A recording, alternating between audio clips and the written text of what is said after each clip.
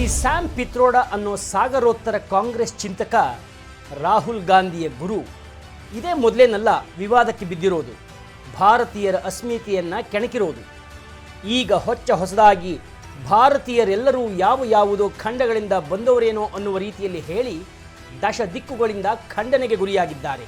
Where people on east look like Chinese, people on west look like Arab, people on north look like, maybe white, and people in south look like Africa. Doesn't matter.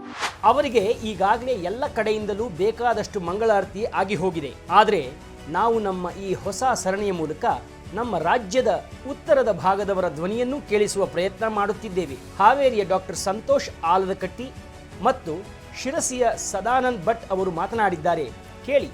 ನಾವು Sam Pitroda ಅವರನ್ನ ಗಮನಿಸದ ರೀತಿಯಲ್ಲಿ Sam Pitroda ಅವರಿಗೂ ಹಾಗೂ ಕಾಂಗ್ರೆಸ್ ಪಕ್ಷಕ್ಕೆ ಅವಿನಾಭಾವ ಸಂಬಂಧ ಇದೆ. ನಾವು ಇವಾಗ್ಲಿಂದ ಇದನ್ನೇನು ನೋಡ್ತಾ ಇಲ್ಲ. ರಾಜೀವ್ ಗಾಂಧಿ ಅವರು ಪ್ರಧಾನಿಯಾಗಿದ್ದಾಗಲಿಂದನೂ ಕೂಡ ನಾವು ಸ್ಯಾಮ್ ಪಿತ್ರೋಡಾ ಅವರು ತಮ್ಮ ಯೋಜನೆಗಳನ್ನ ಹಾಗೂ ತಮ್ಮ ಆಲೋಚನೆಗಳನ್ನ ಈ ರೀತಿಯಾಗಿ ಕಾಂಗ್ರೆಸ್ ಪಕ್ಷದ ಮುಖವಾಣಿಯಲ್ಲಿ ತಮ್ಮನ್ನು ಬಿಂಬಿಸ್ತಕ್ಕಂಥ ಕೆಲಸವನ್ನ ಸ್ಯಾಮ್ ಪಿತ್ರೋಡಾ ಅವರು ಮಾಡಿದ್ದಾರೆ. ನಾವು ನೋಡಿದ್ವಿ, ಮೊನ್ನೆ ದಿನ ಹೇಳಿಕೆಯನ್ನ ಕೊಡ್ತಾರೆ, ಪಿತ್ರಾರ್ಜಿತ ಆಸ್ತಿಯಲ್ಲಿ 55% ಸರ್ಕಾರಕ್ಕೆ ಬರಬೇಕು, ತೆರಿಗೆ ರೂಪದಲ್ಲಿ ಬರಬೇಕಂತ ಹೇಳಿಕೆ ಕೊಡ್ತಾರೆ. ನಿನ್ನೆ ಹೇಳ್ತಾರೆ ಭಾರತವನ್ನ ಪೂರ್ವ, ಪಶ್ಚಿಮ, ಉತ್ತರ, ದಕ್ಷಿಣ ಅಂತ ವಿಭಜನೆಯನ್ನ ಮಾಡ್ತಾರೆ. 4 ದಿಕ್ಕಿಗೆ 4 ವಿಭಾಗದ ಜನಕ್ಕೆ ಒಂದೊಂದು ವರ್ಣದಿಂದ ಗುರುತಿಸುವಂತ ಪ್ರಯತ್ನವನ್ನ ಸ್ಯಾಮ್ ಪಿತ್ರೋಡಾ ಅವರು ಮಾಡಿದ್ದಾರೆ. ಇವತ್ತೇನು ಸ್ಯಾಮ್ ಪಿತ್ರೋಡಾ ಅವರು ತಮ್ಮ ಆಲೋಚನೆಗಳನ್ನ ಕಾಂಗ್ರೆಸ್ ಮುಖಾಂತರ ಈ ದೇಶದಲ್ಲಿ ಜಾರಿಗೆ ತರ್ತಕ್ಕಂಥ ಪ್ರಯತ್ನವನ್ನ ಮಾಡ್ತಿದ್ದಾರೆ. ಅಷ್ಟೇ ಅಲ್ಲ, ರಾಹುಲ್ ಗಾಂಧಿ ಅವ್ರನ್ನ ಅವರ ಆಲೋಚನೆಗಳ ಶಾಡೋ ಅಂತ ನಾವು ಕೂಡ ಕರಿಬಹುದು. ಸ್ಯಾಮ್ ಪಿತ್ರೋಡಾ ಅವರು ಏನು ಯೋಚನೆಗಳನ್ನ ಮಾಡ್ತಾರೆ, ಆ ಯೋಚನೆಗಳನ್ನ ರಾಹುಲ್ ಗಾಂಧಿ ಅವರ ಮೂಲಕ ಜಾರಿಗೆ ತರ್ತಕ್ಕಂಥ ಪ್ರಯತ್ನವನ್ನು ಕೂಡ ಸ್ಯಾಮ್ ಪಿತ್ರೋಡಾ ಅವರು ಮಾಡ್ತಿದ್ದಾರೆ.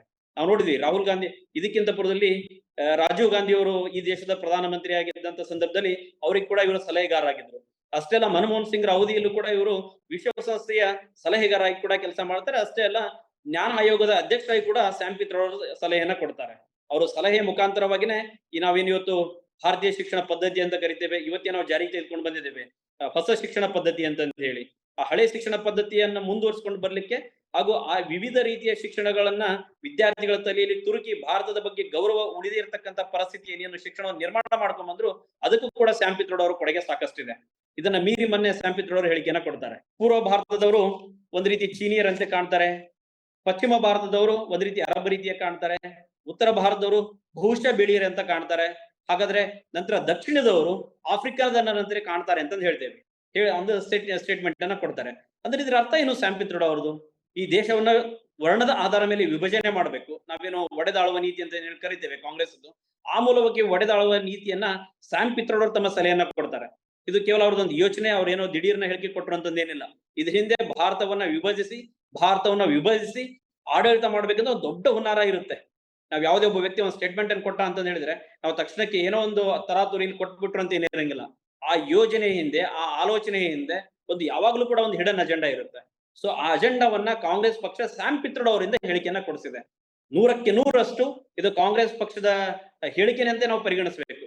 ಯಾಕಂತಂದ ಹೇಳಿದ್ರೆ ಸ್ಯಾಮ್ ಪಿತ್ರೋಡಾ ಅವರನ್ನು ಸಾಗರೋತ್ತರ ಅಧ್ಯಕ್ಷರು, ಕಾಂಗ್ರೆಸ್ ಪಕ್ಷ ತಾನೂ ನೇರವಾಗಿ ಹೇಳಲಿಕ್ಕೆ ಆಗದೇನೆ ತಮ್ಮ ಸಾಗರೋತ್ತರ ಅಧ್ಯಕ್ಷರ ಕಡೆಯಿಂದ ಹೇಳಿಕೆಯನ್ನ ಕೊಡಿಸ್ತಾರೆ. ಈ ರೀತಿಯಾಗಿ ನಾವು ದಕ್ಷಿಣ ಭಾರತದವರು ಆಫ್ರಿಕನರ್ ಅಂತ ಹೇಳ್ತಾರೆ.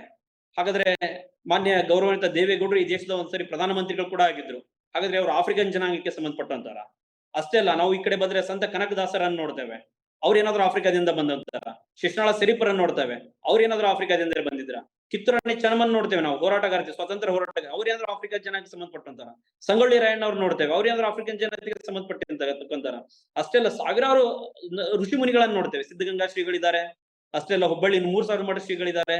ಈ ಎಲ್ಲ ಒಂದು ದಕ್ಷಿಣ ಭಾರತಕ್ಕೆ ಅವಮಾನ ಮಾಡ್ತಕ್ಕಂಥ ಕೆಲಸವನ್ನ ಸ್ಯಾಮ್ ಪಿತ್ರೋಡಾ ಅವರು ಮಾಡಿದ್ದಾರೆ. ನಾಮಕಾವಸ್ಥೆಯಾಗಿ ಹೇಳಿಕೆಯನ್ನ ಕೊಟ್ರು, ನಾವು ಅವ್ರದ್ದು ರಾಜೀನಾಮೆಯನ್ನು ತೆಗೆದುಕೊಂಡಿದ್ದೇವೆ ಅಂತಂದು ಹೇಳಿ. ಸೊ ಇದು ಯಾವುದೇ ರೀತಿಯಿಂದ ಒಂದು ರೀತಿ ಮೊದಲು ಒಂದು ಹೇಳಿಕೆಯನ್ನ ಕೊಡೋದು, ಅದಕ್ಕೆ ರಿಯಾಕ್ಷನ್ ಹೇಗ್ ಬರುತ್ತೆ ಅಂತ ಗಮನಿಸೋದು, ತದನಂತರದ ಬಗ್ಗೆ ಏನೋ ಒಂದು ತೇಪೆ ಹಚ್ಚತಕ್ಕಂಥ ಕೆಲಸನ ಇವತ್ತು ಕಾಂಗ್ರೆಸ್ ಮಾಡಿದೆ. ನಾನು ಸ್ಪಷ್ಟವಾಗಿ ಹೇಳ್ತೇನೆ, ಸ್ಯಾಮ್ ಪಿತ್ರೋಡಾ ಅವರು ಏನು ಹೇಳಿಕೆ ಕೊಟ್ಟಿದ್ದಾರೆ ಅದು ಅವರ ವೈಯಕ್ತಿಕ ಹೇಳಿಕೆ ಖಂಡಿತವಾಗ್ಲೂ ಕೂಡ ಅಲ್ಲ. ಆ ಹೇಳಿಕೆಯನ್ನ ಕಾಂಗ್ರೆಸ್ ಪಕ್ಷವೇ ಕೊಡಿಸಿ ಭಾರತವನ್ನ ಮತ್ತೊಮ್ಮೆ ವಿಭಜನೆ ಮಾಡಿ ಈ ದೇಶವನ್ನ ಒಡೆದು ಆಳ್ವಿಕೆಯನ್ನ ಮಾಡ್ಬೇಕಂತ ಒಂದು ಹಿಡನ್ ಅಜೆಂಡಾವನ್ನ ಅವರು ಸ್ಯಾಮ್ ಪಿತ್ರೋಡಾ ಅವ್ರ ಕಡೆಯಿಂದ ಹೇಳಿಕೆಯನ್ನ ಕೊಟ್ಟಿದ್ದಾರೆ. ನಾನು ಈ ದೇಶದ ಪ್ರಧಾನಿಗಳಿಗೆ ಆಗ್ರಹ ಮಾಡ್ತೇನೆ, ಈ ರೀತಿಯಾಗಿ ದೇಶ ವಿಭಜಿಸತಕ್ಕಂತ ಏನ್ ಹೇಳಿಕೆಯನ್ನ ಕೊಟ್ಟಿದ್ದಾರೆ, ದಯವಿಟ್ಟು ಇವರನ್ನ ಭಾರತಕ್ಕೆ ಮತ್ತೆ ವಾಪಸ್ ಬರ್ಲಿಕ್ಕೆ ಯಾವುದೇ ರೀತಿಯಾದ ಅವಕಾಶವನ್ನು ಕೊಡಬಾರದು ಅಂತ ಹೇಳಿ ಈ ಮೂಲಕ ಆಗ್ರಹವನ್ನು ಮಾಡ್ತೇನೆ. ಈ ಸತ್ಯನಾರಾಯಣ ಗಂಗಾರಾಮ್ ಪಿತ್ರೋಡಾ ಏನಿದ್ದಾರೆ, ಕಾಂಗ್ರೆಸ್ ಯಾವತ್ತು ಈ ದೇಶದೊಳಗೆ ಆಡಳಿತವನ್ನು ಮಾಡ್ತಾ ಇದೆಯೋ ಆ ಸಂದರ್ಭದೊಳಗೆ ಕಾಂಗ್ರೆಸ್ಸಿನ ಎಲ್ಲಾ ಪ್ರಧಾನ ಮಂತ್ರಿಗಳ ಅತ್ಯಂತ ಕಿಚನ್ ಕ್ಯಾಬಿನೆಟ್ ನ ವ್ಯಕ್ತಿಯಾಗಿ ಕೆಲಸ ಮಾಡಿದಂತಹ ವ್ಯಕ್ತಿ. ಶ್ರೀಮತಿ ಇಂದಿರಾ ಗಾಂಧಿ ಅವರ ಕಾಲದಲ್ಲಿರ್ಬೋದು, ರಾಜೀವ್ ಗಾಂಧಿ ಅವರ ಕಾಲದಲ್ಲಿರ್ಬೋದು, ಅಥವಾ ಮನಮೋಹನ್ ಸಿಂಗ್ ಅವರ ಕಾಲದಲ್ಲಿರ್ಬೋದು, ಕ್ಯಾಬಿನೆಟ್ ಹುದ್ದೆಯನ್ನ ಅಲಂಕರಿಸಿ ಪ್ರಧಾನ ಮಂತ್ರಿಗಳ ಒಂದು ಸಲಹೆಗಾರ ಅನ್ನುವಂತಹ ದರ್ಜೆಯನ್ನ ಇಟ್ಕೊಂಡು ಈ ದೇಶದೊಳಗೆ ತಾಂತ್ರಿಕ ಟೆಕ್ನಾಲಜಿಯನ್ನ ತಾನೇ ತಂದವನು ಅನ್ನುವಂತಹ ಮಟ್ಟಿಗೆ ಬಿಂಬಿಸಿಕೊಳ್ಳುವಂತಹ ಪ್ರಯತ್ನ ಮಾಡಿದಂತಹ ಒಬ್ಬ ಹಿರಿಯ, ನಾನು ಅವರನ್ನ ರಾಜಕಾರಣಿ ಅಂತ ಹೇಳೋದಿಲ್ಲ, ಅವ್ರನ್ನ ಒಂದು ಬಿಸ್ನೆಸ್ ಮ್ಯಾನ್ ಅಂತ ಹೇಳೋದಕ್ಕೆ ಬಯಸ್ತೇನೆ. ಈ ಸ್ಯಾಮ್ ಪಿಟ್ರೋಡಾ ಅವರ ಒಂದು ನೀತಿಗಳು ಯಾವ ರೀತಿಯಲ್ಲಿ ಇದೆ ಅಂತಂದ್ರೆ, ಈ ವ್ಯಕ್ತಿ ವಿದೇಶದ ಒಂದು ಸಂಸ್ಕೃತಿಗೆ ಮಾರು ಹೋಗಿ ಅಥವಾ ವಿದೇಶದಲ್ಲಿ ನೆಲೆಸಿರುವಂತಹ ಪ್ರಭಾವಗಳ ಕಾರಣದಿಂದ ಭಾರತವನ್ನು ಕೂಡ ಈ ವಿದೇಶಿ ಸಂಸ್ಕೃತಿಯ ಹಿನ್ನೆಲೆ ಒಳಗೆ ನೋಡ್ತಾ ಹೊರಟಿರುವಂತಹದ್ದು ಬಹಳ ಗಂಭೀರವಾದಂತಹ ಒಂದು ವಿಚಾರ. ಭಾರತವನ್ನ ಕಾಂಗ್ರೆಸ್ ಧರ್ಮದ ಆಧಾರದಲ್ಲಿ ಒಡೆಯೋದಕ್ಕೆ ನೋಡಿದ್ರೆ, ಈಗ ಆ ಧರ್ಮದೊಳಗೆ ಬಂದು ಬಣ್ಣದ ಜಾತಿಯ ಆಧಾರದ ಮೇಲೆ,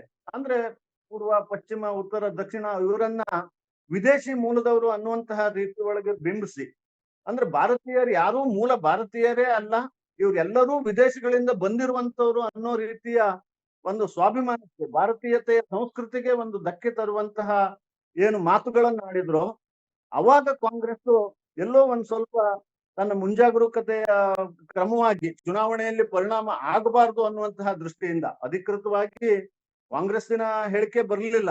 ಕೇವಲ ಜೈರಾಮ್ ರಮೇಶ್ ಅವರು ಮಾತ್ರ ಇದ್ರ ಬಗ್ಗೆ ಹೇಳಿಕೆಯನ್ನ ಕೊಡ್ತಾರೆ, ಅವರು ರಾಜೀನಾಮೆಯನ್ನು ಕೊಟ್ಟಿದ್ದಾರೆ ಅನ್ನುವಂತಹ ಮಾತನ್ನ ಹೇಳೋದಕ್ಕೆ ಬಯಸ್ತಾ ಇದ್ದಾರೆ. ನಾನು ಒಂದು ಮಾತನ್ನು ಸ್ಯಾಮ್ ಪಿಟ್ರೋಡಾ ಅವ್ರ ಬಗ್ಗೆ ಹೇಳೋದು ಮತ್ತು ಕಾಂಗ್ರೆಸ್ಸಿನ ಬಗ್ಗೆ ಹೇಳೋದು, ಕಾಂಗ್ರೆಸ್ ಯಾವತ್ತೂ ಕೂಡ ಈ ದೇಶದೊಳಗೆ ಒಡೆದು ಆಳುವಂತಹ ನೀತಿಯನ್ನ ತೋರಿಸ್ಕೊಂಡು ಬಂದಿದೆ.